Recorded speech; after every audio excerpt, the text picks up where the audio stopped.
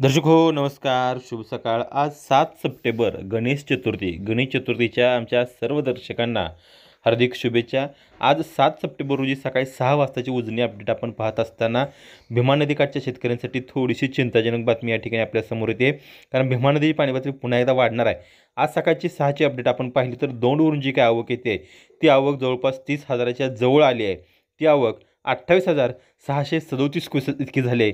त्यामुळे पूर नियंत्रण करण्याच्या दृष्टीनं सुद्धा उजनी धरणातून भीमा नदीच्या पात्रामध्ये जो काही विसर्ग सोडला जातोय तो विसर्ग हा 30,000 क्युसेस इतका असून वीज निर्मितीसाठी 1,600 क्युसेक्स हा विसर्ग सुरू आहे. असा एकंदरीत उजनी धरणातून भीमा नदीच्या पात्रामध्ये 31,600 क्युसेस इतका विसर्ग या ठिकाणी सोडला जातोय. आणि हा सोडलेला विसर्ग म्हणजे जो काही परवापासून विसर्ग सोडला जातोय तो सोडलेला विसर्ग पंढरपूरमध्ये पोहोचण्यास सुरुवात झाली आहे. काल सायंकाळी म्हणजे 6 सप्टेंबर रोजी सायंकाळी 6 वाजताची जर पंढरपूरमध्ये जर भीमा नदी पातळी आपण पाहिली असेल तर त्या ठिकाणी जवळपास 400 त्या त्या ठिकाणी 18,427 क्युसेक्सनं भीमा नदी पंढरपूरमध्ये वाहते. मी साधारण 20,000चा विसर्ग हा पंढरपूरमध्ये भीमा नदीचा वाहतोय.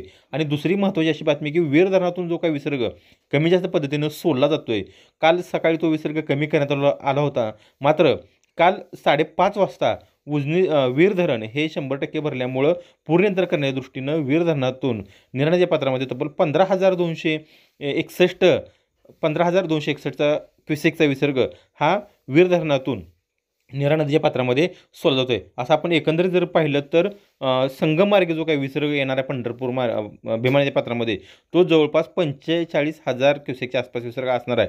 म्हणजे 40,000च्या पुढे गेलं तर जो काय जुना दगडी पूल आहे तो दगडी पूल पाण्याखाली जाऊ शकतोय आणि त्या पद्धतीने पुण्याच्या भीमा नदीची पाणी पातळी ही वाढू शकते. जी उजनी धरणातून जे काही येणारी आवक आहे ती आवक जर वाढली तर कदाचित हा उजनीतला विसर्ग वाढू शकतो. तो वाढलेला जर विसर्ग काय असेल तर तो आम्ही तुमच्यापर्यंत पोहोचवण्याचा या आमच्या चॅनलच्या माध्यमातून निश्चितपणे प्रयत्न करू.